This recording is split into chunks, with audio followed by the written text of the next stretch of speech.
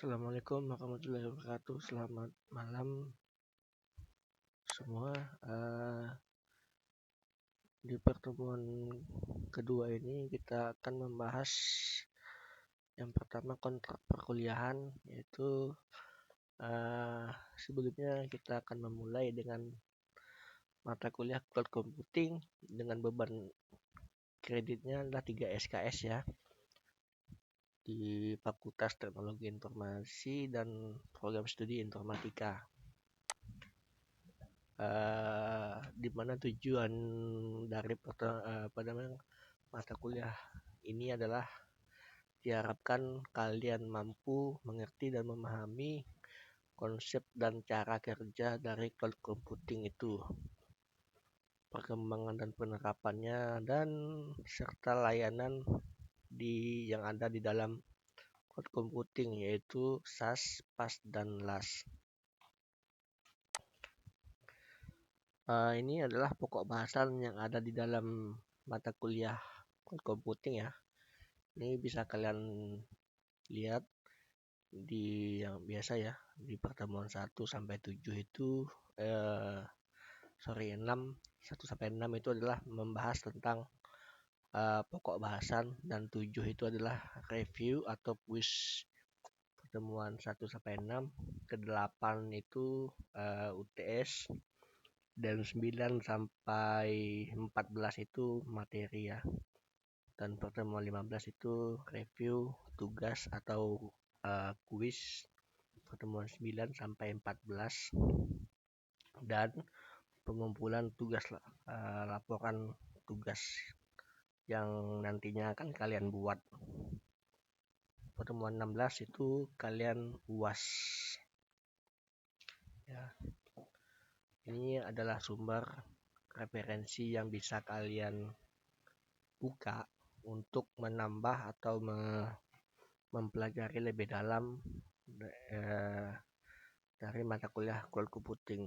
Ini bisa kalian lihat yang 1 sampai 11 itu adalah membahas tentang cloud computing. Bisa juga kalian cari materi yang lebih jikalau kalian merasa materi ini kurang, kalian bisa cari sendiri ya. Bisa kalian searching, explore lebih dalam lagi cara kerja cloud computing itu sendiri. Nah, ini yang tadi tugas kelompok ya. Kalian itu diarahkan untuk membuat kelompok. Nanti kalian cari sendiri kelompoknya masing-masing. Di sini kalian maksimal 3 sampai 4 orang bisa kalian buat kelompok masing-masing ya. Untuk bentuk laporannya itu adalah Word, Microsoft Word, dengan kalian ketik dengan format Microsoft Word, dan font size-nya itu adalah 12, spasinya 1,5, serta kalian membuat video pembuatan cloud computing maksimal dengan durasi maksimal 15 menit, dan kalian buat slide presentasi dan akan dikirimkan ke email saya nanti, atau nanti saya akan bikin link pengumpulannya di pertemuan 14, atau nanti saya akan buat lebih awal jika kalian seandainya kalian bisa lebih sudah selesai sebelum pertemuan 14 ya. Oke, di pertemuan 1 kemarin sudah kalian pelajari ya. Untuk di pertemuan kedua, ini pertemuan kedua itu implementasi dan aplikasi cloud computing.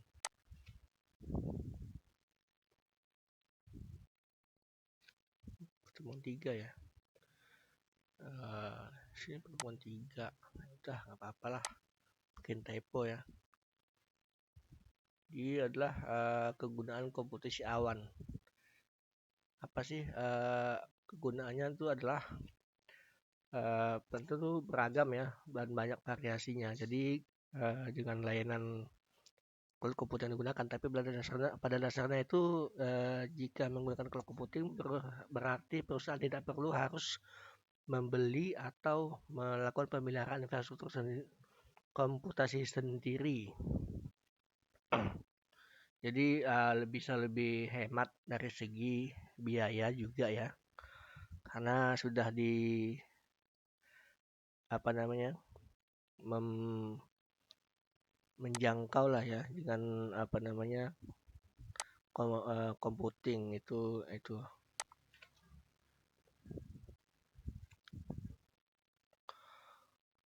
Ini dapat dilihat beberapa manfaat atau lain dari komputasi awan atau cloud computing.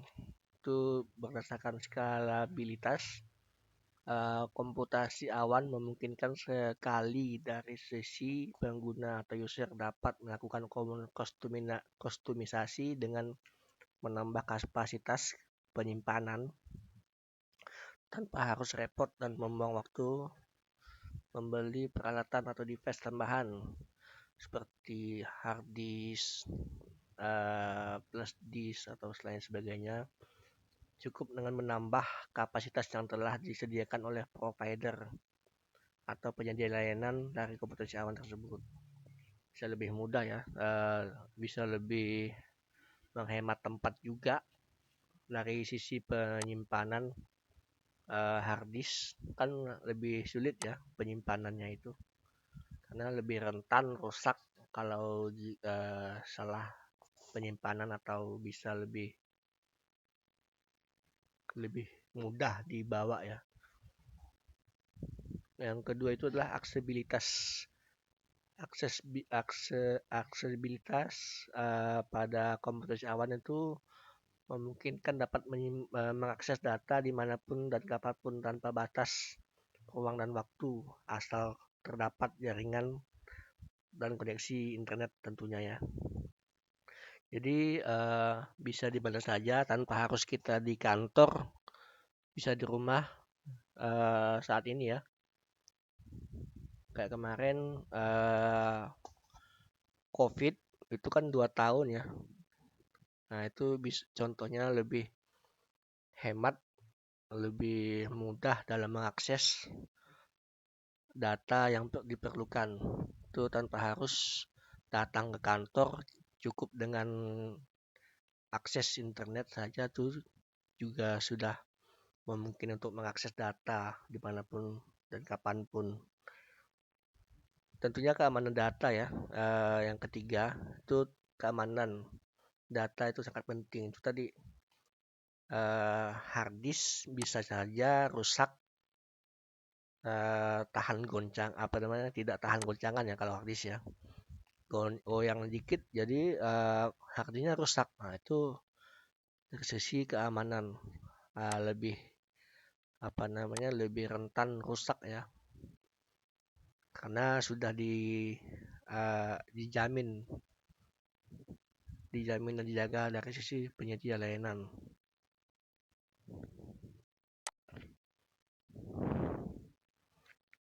Dari sisi kreasi atau ide, selain dari yang sudah disebutkan sebelumnya tentang kegunaan cloud computing, pengguna atau klien pun bisa melakukan dan mengembangkan ide atau aplikasi tanpa harus memasang juga konfigurasi aplikasi yang dimiliki secara langsung.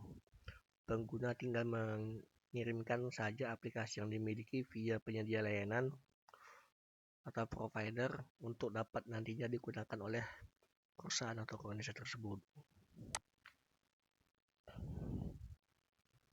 Ini bisa kalian baca yang ke 5 dan 6 itu antivirus sebenarnya selain data itu tadi ya.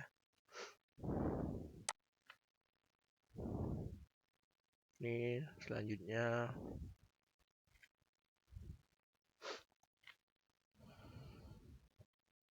ini tipe implementasi. Terdapat beberapa dibedakan menjadi 2 tipe, yaitu menurut jangkauannya dan berdasarkan jenis layanannya. Tipe yang pertama itu adalah tipe implementasi cloud berdasarkan jangkauan. Ini public itu adalah ini yang pertama public. Jadi satu layanan yang umum dari komunitas awan sumber resource pada cloud, misalnya server dan juga penyimpanan storage dimiliki dan dioperasikan oleh penyedia layanan provider ya sebagai pihak ketiga dan dikirimkan melalui jaringan internet. Nantinya resource komputasi yang ada pada cloud seperti aplikasi, storage, data, sistem data storage dan juga jaringan yang diakses akan saling berbagi dengan banyak pengguna. Itu adalah yang berbeda. Itu dimaksud dengan public cloud. Dengan menggunakan public cloud, semua perangkat keras dan aplikasi, perangkat lunak dan juga infrastruktur pendukung lain akan diatur dan dikelola oleh penyedia layanan cloud ya. Untuk saat ini, layanan public cloud banyak digunakan perusahaan untuk mendukung modal operasional dan aktivitas dari perusahaan. Karena para vendor dan atau penyedia layanan sudah punya infrastruktur yang dilengkapi dengan data center berskala enterprise atau besar. Seperti contoh adalah Microsoft, Google, dan Amazon. Ini menjadi pertimbangan pengguna jadi leluasa dalam menentukan resource yang akan digunakan dan disewa serta membayar sesuai dengan kebutuhan yang kita butuhkan ya.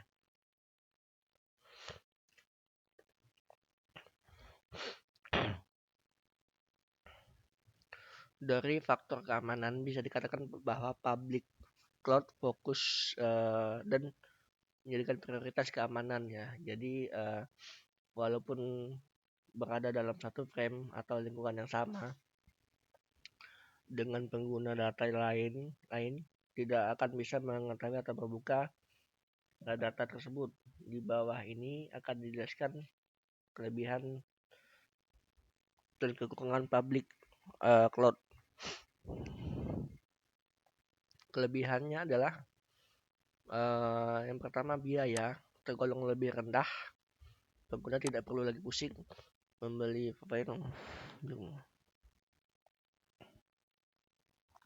biayanya lebih murah ya. Pemeliharaannya tidak perlu dilakukan dari sisi pengguna karena dari penyedia layanan lah yang akan melakukannya. Unlimited, tidak terbatas, sesuai dengan permintaan, dapat tersedia dalam memenuhi kebutuhan bisnis atau perusahaan Anda. Andalan tinggi, jaringan server yang luas dan data center tersebar di semua benua. Dapat dipastikan hampir tidak akan terjadi kegagalan.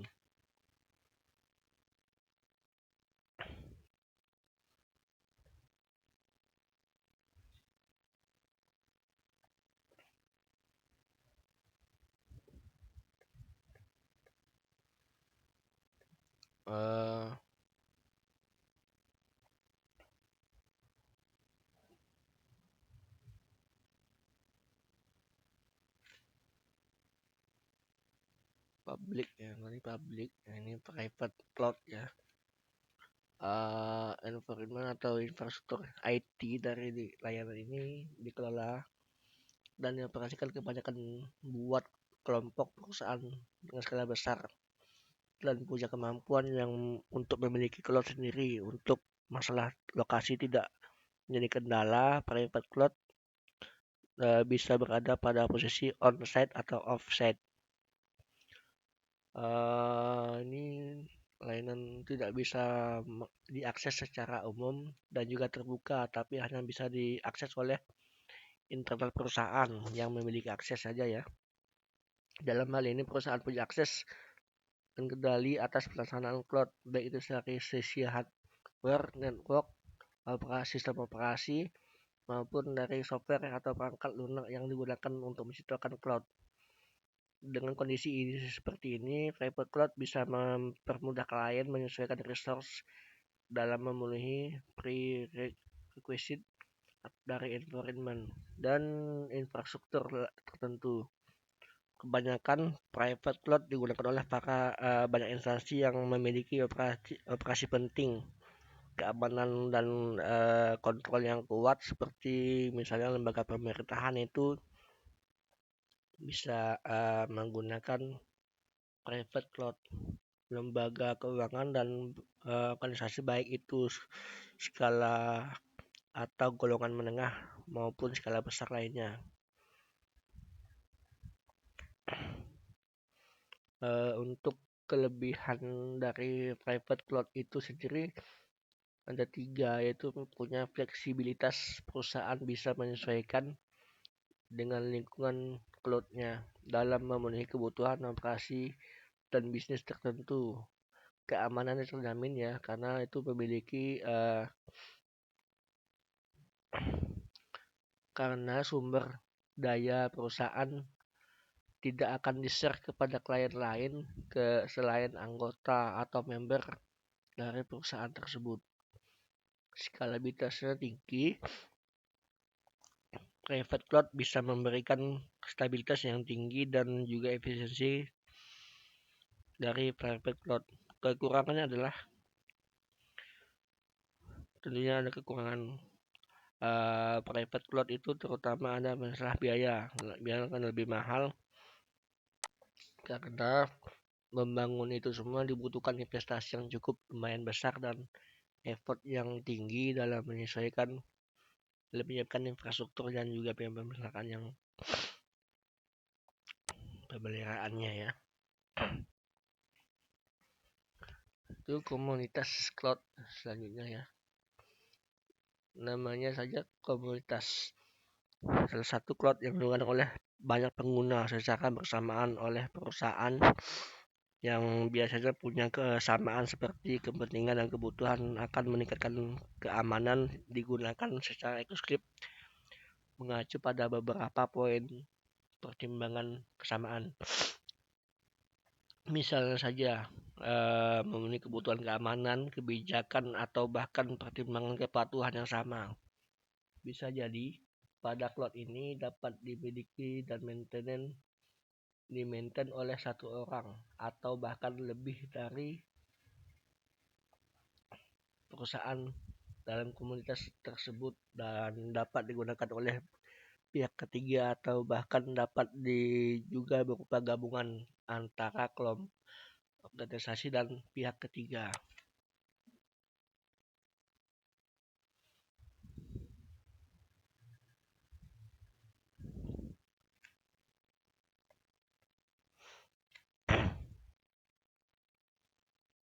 Ini gambar dari gambar dari contohnya. Jadi komunitas cloud, community cloud ini mungkin typo ya. Kelebihannya ada 3, itu layanan dapat dibangun dan dipergunakan bersama-sama sesuai dengan kesepakatan dan juga kebutuhan dari komunitas tersebut. Bisa dipublikasikan untuk umum, untuk publik. Bisa juga dibuat dan diimplementasikan dengan cepat karena dibuat dengan kesempatan dengan perbaikan bersama-sama. Sedangkan untuk kekurangannya adalah bergantung sekali pada kelangsungan perusahaan. Seperti matinya suatu perusahaan atau instansi. SLA akan berpengaruh, atau Service Level Agreement akan berpengaruh terhadap kelangsungan pada layanan yang telah disediakan komunitas cloud.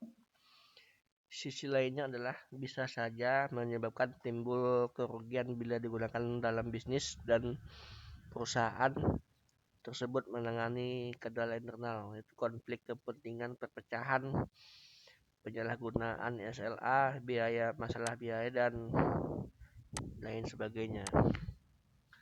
Bisa jadi kekurangan dari komunitas cloud ya. hybrid cloud ini kombinasi atau gabungan atau lebih dari infrastruktur jenis cloud yang berbeda atau lain, walaupun kenyataannya secara entitas tetap berdiri sendiri. Tapi saat ini ada juga yang teknologi yang diciptakan yang memungkinkan portabilitas data juga aplikasi antar cloud tersebut menjadi saling terkoneksi atau terhubung. Ini gabungan ya dari private cloud, public, dan komunitas. Bisa saja ya, ini hybrid namanya.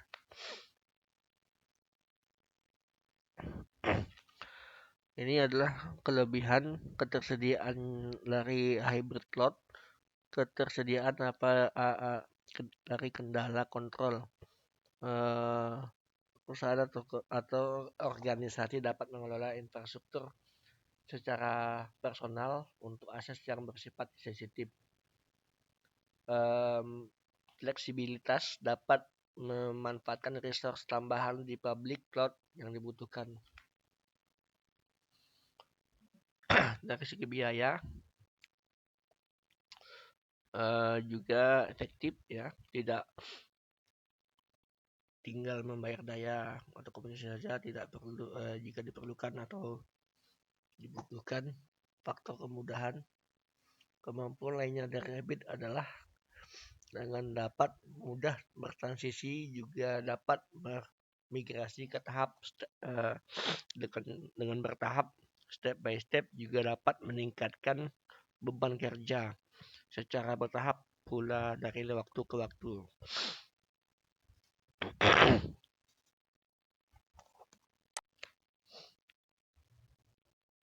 Ini tipe implementasi cloud menurut layanan. Yang pertama adalah platform as service, merupakan layanan yang berbasis cloud dengan cara menyewa perangkat keras, sistem operasi, penyimpanan, dan juga kapasitas jaringan melalui internet. Ini gambar dari PaaS ya, PaaS. Pengguna dalam hal ini adalah klien dapat menyewa virtual server beserta layanannya untuk menjalankan perangkat lunak berbasis web yang telah dikembangkan sebelumnya.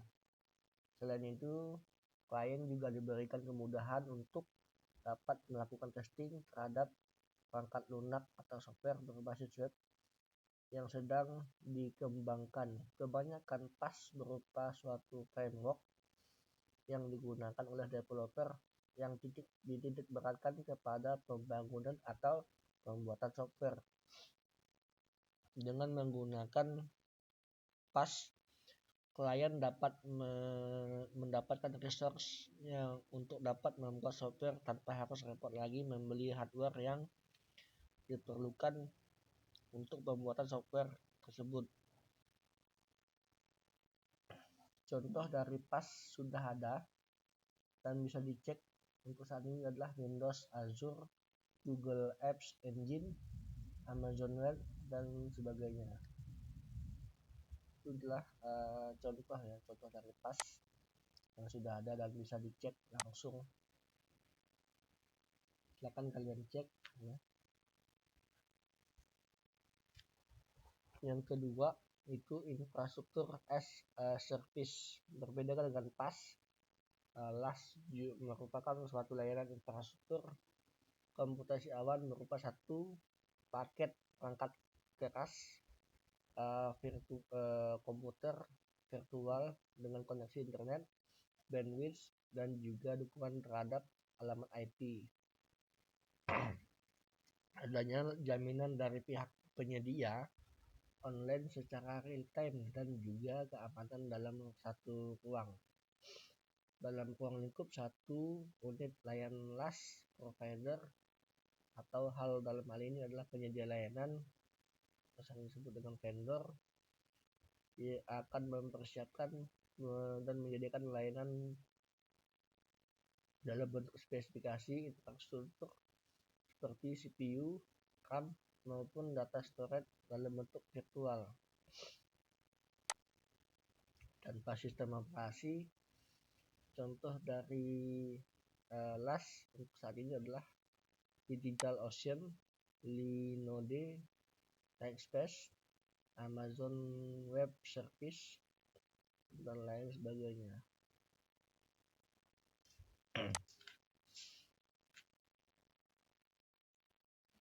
Yang ketiga yaitu DaaS ya. DaaS merupakan layanan model cloud yang memberikan fasilitas untuk sistem penyimpanan yang dapat dikendalikan by remote jarak jauh yang bisa diakses di mana saja kapan saja selama terdapat jaringan atau koneksi internet. Klien atau pengguna cukup hanya dengan membayar biaya sesuai dengan besarnya sumber daya atau resource yang digunakan.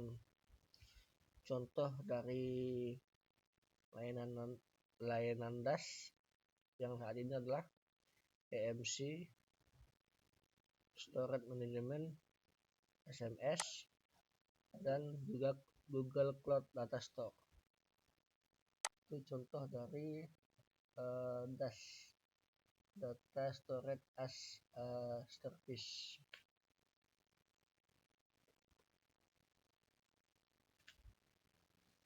Selanjutnya adalah Software as a Service, adalah suatu layanan yang merefit pada sebuah perangkat lunak berbasis cloud diakses via online atau melalui koneksi jaringan internet dan tentunya dapat dibeli dengan cara berlangganan subscribe. Termasuk juga di dalamnya sudah disediakan aplikasi yang dapat diperoleh atau dimiliki dengan berlangganan sesuai dengan kebutuhan pengguna atau on demand. Klien atau pengguna tidak perlu lagi dipusingkan atau repot untuk membeli lisensi, juga dapat menginstal aplikasi cukup hanya dengan membayar biaya langganan saja sesuai dengan pemakaian.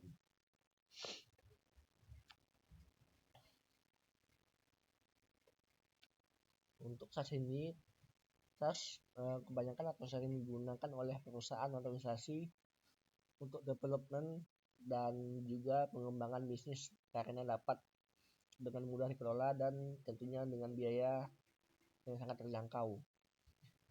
Layanan ini akan berguna sekali bagi tim yang melakukan pengerjaan atau bekerja secara terpisah, karena pengguna tidak perlu lagi untuk menginstal aplikasi di perangkat masing-masing untuk menyebarkannya ke seluruh tim. Yang ketiga, aplikasi cloud. Ini terdapat beberapa aplikasi cloud yang dapat diakses dengan mudah ya. Yang pertama, OneDrive merupakan salah satu storage yang umumnya digunakan pengguna klien Windows platform. Untuk Windows 10, OneDrive sudah dibundling secara otomatis atau terinstall pada device. Kapasitasnya sebesar 5 GB untuk yang free ya. Yang kedua, iDrive. Kelebihan dari iDrive adalah tidak membuat file yang terhapus dari komputer hilang secara otomatis. Data tersebut masih tetap ada dan tersimpan di server.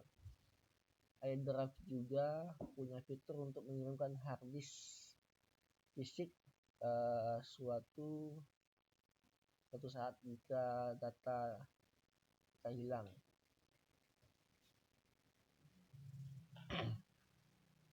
PC Cloud.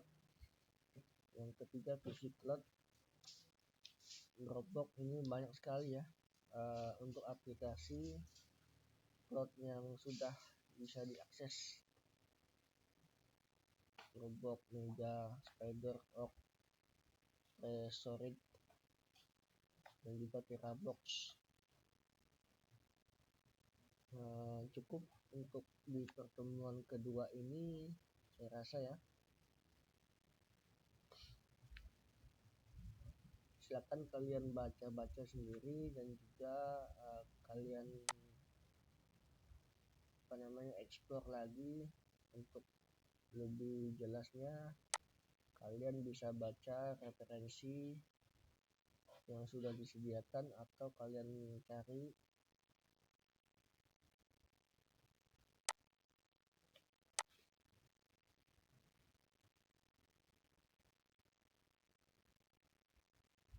ini sumber referensi, bisa kalian baca-baca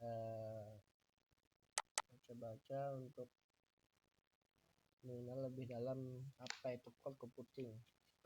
Baik, untuk pertemuan kedua saya akhiri. Assalamualaikum warahmatullahi wabarakatuh. Selamat malam.